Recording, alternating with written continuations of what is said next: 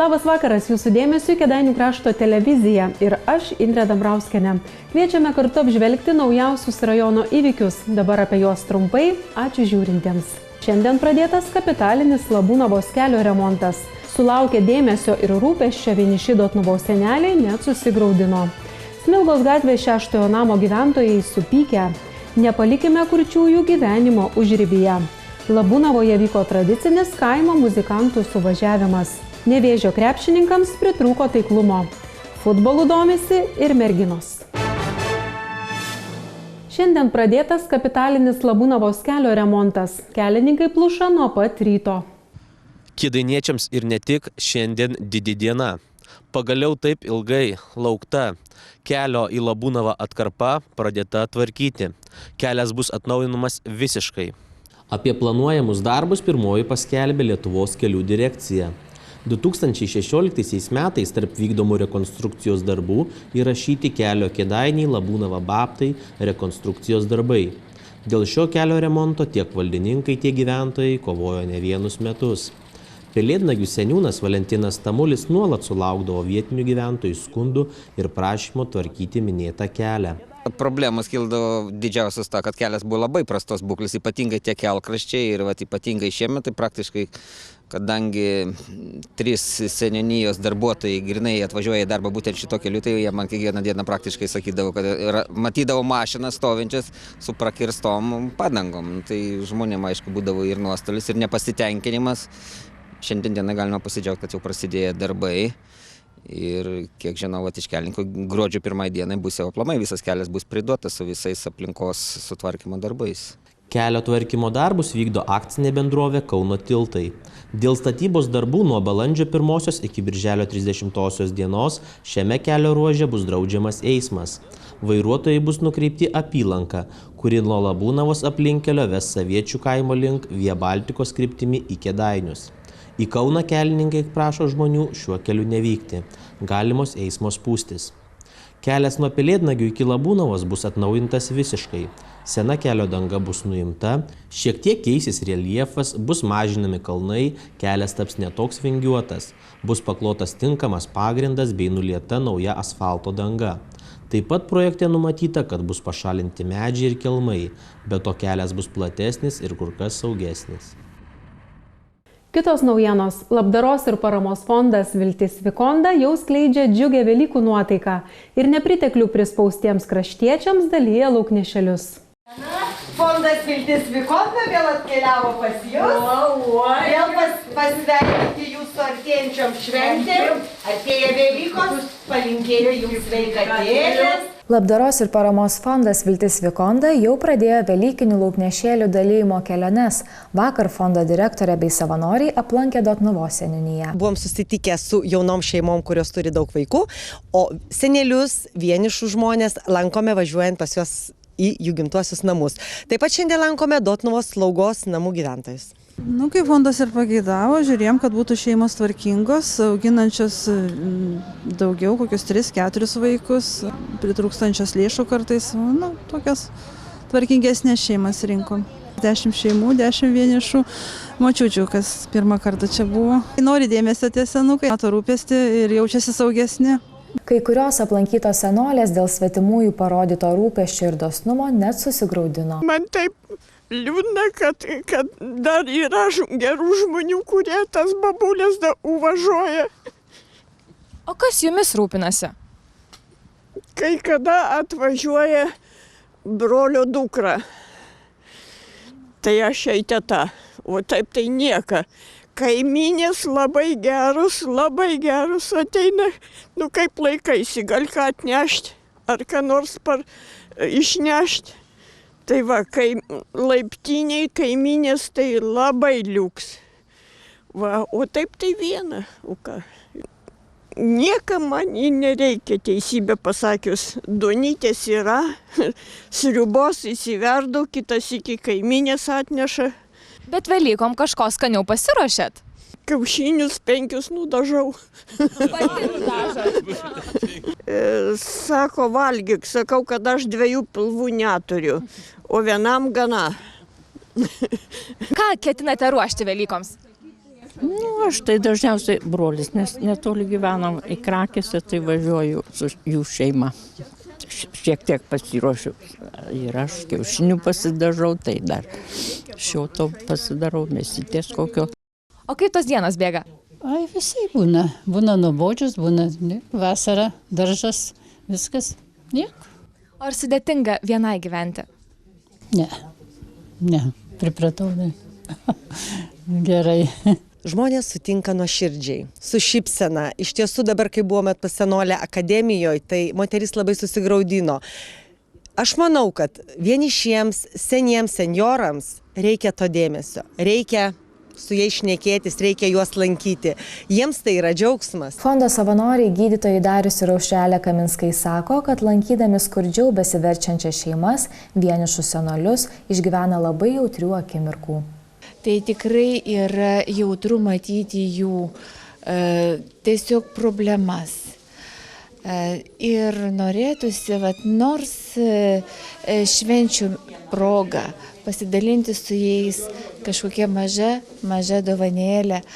Ir tikrai esame labai dėkingi poniai Jolantai Blažytei už tokią visuomet šventinę dovaną mūsų krašto žmonėms. Prieš Kalėdas besilankydami ir dabar prieš Velykas besilankydami pas garbingus šitos žmonės, pastebėjom, kai ateinam, jie liktai būna liūdni, susirūpinę ir iš tikrųjų kitą kartą ta nedidelė dovanėlė tiesiog praskaidrina jų tą kasdienybę.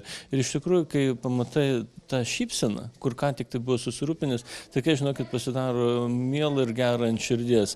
Fondo savanoriai iš viso aplankys per 500 krašto šeimų ir vienišų senolių. Smilgos gatvės 6 namo gyventojai susiskaldę, juos supykdė automobilių stovėjimo aikštelė. Kėdainių mieste šalia daugiabučių nepakanka automobilių stovėjimo aikštelių. Jos buvo suformuotos, kai šie daugiabučiai buvo statomi, daugiau nei prieš kelias dešimtis metų. Šiuo metu padaugėjus automobilių, aikštelės šalia daugiabučių tapo per ankštos. Gyventojai savo transporto priemonės neretai stato ant žalios vejos ir pasvarsto, kad vietoj jos galėtų atsirasti papildomos aikštelės. Tačiau ne visi gyventojų norai sutampa. Štai Smilgos gatvės 6 namo gyventojus aikštelė netgi supykdė. Vieni nori vejos ir augalų, kiti papildomų vietų automobiliams statyti. Į savivaldybės saugaus eismo komisiją kreipėsi dalis Smilgos gatvės 6 namo gyventojų. Jie gavę leidimą iškirto šalia namo augančius krūmus ir dabar ten norėtų įsirengti automobilių stovėjimo aikštelę. Netoli daugiabučio sutikta moteris pasakojo, kad žmonėms reikia ir gražios aplinkos, ir vietų automobiliams statyti, tad būtinas kažkoks kompromisas. Žmonėms žinoma gražiau gėlės, medeliai, krūmeliai. Žmonės gyvena, išeina pasivaikščioti, pasigrožėti. O kur mašina žmonėms statyti? Bet taip pat reikia ir mašinoms kažkokią aikštelę padaryti. Žmonės turi rasti kažkokį kompromisą. Tačiau įsirengti aikštelę nėra taip paprasta. Smilgos gatvės 6 namas yra administruojamas bendrovės Kėdainių butai. Norint įsirengti aikštelę, būtina suformuoti sklypą, parengti techninį projektą ir įvykdyti begalę kitų reikalavimų. Tęsiame laidą. Klausos sutrikimų turintiems žmonėms daugelis paslaugų yra sunkiai prieinamos, todėl jie jaučiasi lyg gyvenimo užribyje. Plačiau apie tai Lina Pranskevičiūtė.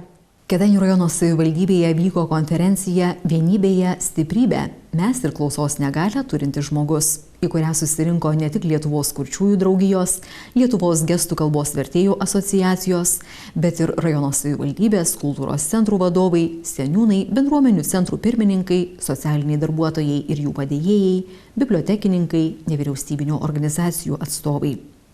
Konferencijos tikslas – atkreipti dėmesį į dažnai nepastebimą negalią, klausos sutrikimus, atskleisti būdus, kaip padėti kurtiesiems ir neprigirdintiesiems, o jų Lietuvoje yra apie 60 000, tapti lygiaverčiais visuomenės nariais. Nors žmonių požiūris į kurčiuosius pamažu keičiasi į gerąją pusę, iššūkių jų kasdienybėje dar yra nemažai. Didžiausias iššūkis tai yra socialinių paslaugų neprieinamumas kurtiesiems. Nes, pavyzdžiui, kodėl seniūnijose, savivaldybėse, jeigu kurtieji kreipiasi į darbuotojus, tų įstaigų darbuotojai nemoka gestų kalbos ir nežino kurčiųjų kultūros. Ir kaip kurtiesiam gauti tas paslaugas. Tai labai džiugu, kad Kėdainiuose yra kurčiųjų pirminė organizacija, kuri teikia socialinės paslaugas. Dėl įsidarbinimo, tai Lietuvos savivaldybių situacija labai skirtinga. Pavyzdžiui, Kėdainiuose situacija visai normali. Bet kokia yra didžiausia problema? Pavyzdžiui, jeigu kurtieji nori įsidarbinti, iškyla kokia problema ir kurtieji iš karto išeina iš darbo. Ir, pavyzdžiui, ir direktoriai sako, kad, pavyzdžiui, jeigu kilo viena problema su vienu kurčiuoju, jie nenori daugiau priimti kitų kurčiųjų. O apie studijavimą, tai vienintelė problema, kad yra vertėjų trūkumas. Klausos sutrikimų turintys žmonės patvirtina, kad jų gyvenimas nėra lengvas. Sunku yra gyventi, todėl kad jeigu žmogus gesto kalbos nesupranta, jau negirdintis nesusišnekės su tuo žmogum. Žmonėms, žinoma, būti pakantesniam, būti geresniam. Jeigu jau pamato gesto kalbą šnekančius žmonės, to atsisuka, to rodo pirštais, negražu. Kurčiųjų draugija padeda jums spręsti vienokias ar kitokias problemas? Aš jau turbūt 8 metus kurčiųjų draugijoje. Daug problemų sprendžia, žinoma, vadovė Veronika Gilienė labai daug padeda. Tokias konferencijas žadama rengti ir kitose šalies savivaldybėse. Labūnavoje, kaip ir kasmet, vyko tradicinis kaimo muzikantų suvažiavimas. Žiūrovus linksmino Raseinių, Šakių, Kauno ir Kėdainių rajono kolektyvai. Šventėje lankėsi Lina Pranskevičiūtė. Kiekvieną pavasarį Kėdainių kultūros centro Labūnavos skyriuje suskamba liaudiška muzika. Regioninė liaudiškos muzikos kapelų šventė Varžytuvės kaimo muzikantų suvažiavimas – tai jau tradicinis renginys Labūnavoje. Muzikantų suvažiavimą pradėjom organizuoti 2012 metais ir dabar kiekvienais metais kaip ir kviečiam vis naujas kapelas, vis plečiamės, vis pradžioje buvo tai tik tai Kėdainių rajono, dabar jau Aukštaitijos regiono kapelų šventė, ji prigijo, ji laukiama, visi noriai čia dalyvauja. Šį kartą žiūrovus linksmino Labūnavos pagrindinės mokyklos vaikų kapelytė, kapela Gojus iš Raseinių rajono, Gelgaudiškis iš Šakių, Raudonpilis iš Kauno rajono bei Labūnaviškių kapela Varupė. Labai smagu šituose kaimo suvažiavimuose tokių liaudiškos muzikos, nes žmonės yra nuoširdūs, visi dainuoja, visi šoka, tiesiog toksai šiltas bendravimas. Į kaimo muzikantų suvažiavimą Labūnavoje atvyksta ne tik labūnaviškiai, bet ir aplinkinių kaimų gyventojai. Jie ir mugėje apsiperka ir koncerto pasiklauso. Įdomu pažiūrėti ir paklausyti. Tai labai šauni tradicija ir labai reikalinga pavasaris, atgimimas, šventės, suėjimas. Tikrai kaimo žmogui yra labai artima šita šventė ir aš manau, kad tai tikrai labai šaunu, kad jie rengia jau ne pirmi metai. Ir labai džiaugiamės ir parodą gražiai ir tikiuosi bus koncertas labai geras. Šventėje Varžytuvėse dalyvavusios kapelos apdovanotos padėkomis ir Labūnavos bendruomenės centro įsteigtais prizais. Sportas. Rungtynėse su Vytauto komanda Nevėžio krepšininkams pritrūko taiklumo. Lietuvos krepšinio lygos rungtynėse Kėdainių Nevėžis rungtyniavo su Prienų Birštono Vytauto komanda. Neseniai kėdainiečiai išvykoje ją įveikė be jokio vargo daugiau nei 20 taškų, bet savoje aikštelėje Nevėžiui sekėsi prasčiau. Varžovai jau pirmame kėlinyje įgijo 7 taškų persvarą. Įdomu tai, jog ir po trečio ketvirčio komanda skyrė tie patys 7 taškai. Paskutinėme ketvirtyje Nevėžis sumažino skirtumą iki 2 taškų, bet persverti rezultatą savo naudai nepavyko. Pritrūko taiklumo. Ta pripažino ir Nevėžio vyriausiasis treneris Ramūnas Cvirka. Ne kai pradėjom varžybas, šiek tiek paleidom rezultatą, paskui 3 kėlinius žaidėm lygiai, bet kai jie susidėjo per pirmą kėlinį, tas ir išliko. To pabėgdavom, pasivydavom ir aišku, manau, kad turėjom logiškas atakas, turėjom logiškus metimus, bet reikia žaidžiant krepšinį mes. Mes neįmetėm savo metimų 3 taškų, jie pataikė. Rezultatyviausiai Nevėžio gretose žaidė komandos kapitonas Vaidotas Volkus, pelnęs 13 taškų. O antrasias rungtynes šioje ekipoje žaidęs Edgaras Maknaitas komandos sąskaitą papildė 9 taškais ir atliko 6 rezultatyvius perdavimus. Trenerio nuomonė, naujokas dar nėra visavertis žaidėjas. Dar daug nesupranta, automatiškai puolimo gynybos yra klaidų, bet su kiekvienom varžybom gerin. Po rungtynių pakalbintas Prienų Birštono Vytauto vyriausiasis treneris Virginijus Šeškus gyrė savo komandą, nes žaidėjai pateisino jo lūkesčius. Mes visas rungtynės kontroliavom, visą laiką, galima sakyti, buvo tie 6-7 taškeliai. Čia gali tie 2-3 taškai, bet manau neblogas rungtynės sužaidėm, nes vis tiek su vienu centru čia Pukaitis yra pusiau toks traumuotas. Tai ką padarėm, tai tarėm jau šiandien, kad nedaryti daug klaidų. Tai ir padarėm, atrodo, apie 12 klaidų, kai vietoj tų, kai 20 padarai, tai vyrams sakau, vietoj tų 8 dar papildomų klaidų geriau įsimės metimus. Tai šiandien, manau, neblogos rungtynės buvo. Nors Nevėžiui neįtin gerai sekasi, treneris nepraranda vilties, kad komanda pateks į atkrintamąsias Lietuvos krepšinio lygos rungtynes. Bet iki tol reikia sužaisti 4 rato varžybas. Kovo 20 dieną Nevėžio laukia kova su Lietuvos Rytu.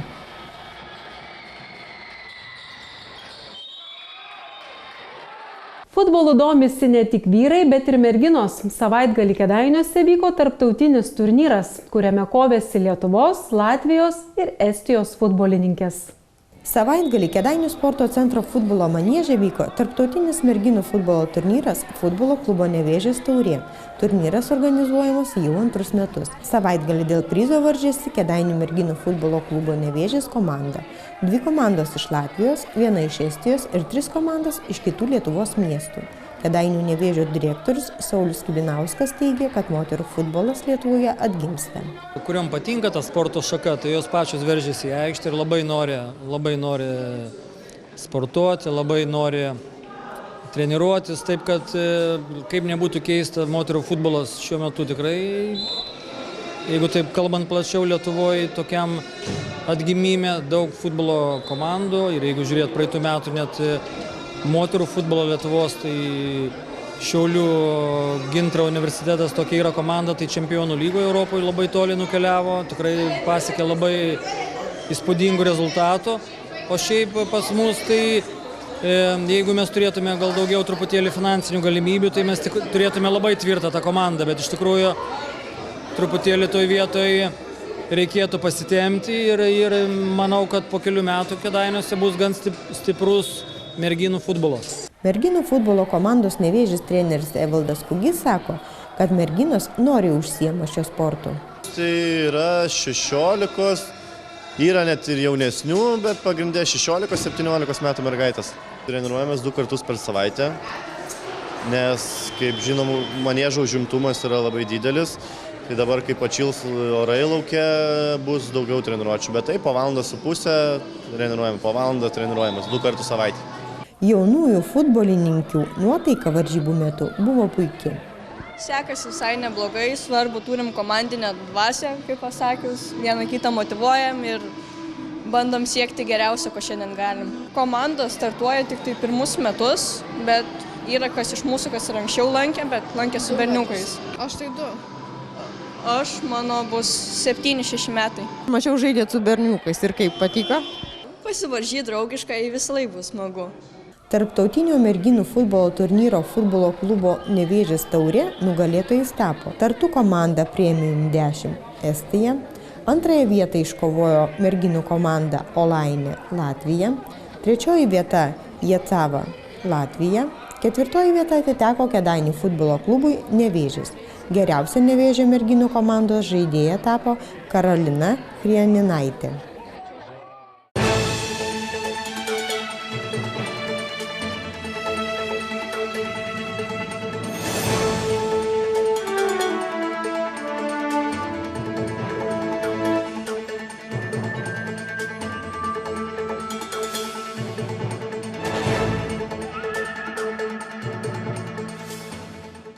Šį vakarą tiek, likite su mūsų televizija, ramaus jums poilsio sudie. Laidos krašto naujienos partneriai – akcinė bendrovė Krekenavos agrofirma, uždrauja akcinė bendrovė Kėdainių konservų fabrikas, uždrauja akcinė bendrovė Vikeda gaminanti D2 ledus ir uždrauja akcinė bendrovė Sibena valdanti parduotuvių tinklą Agurkėlis.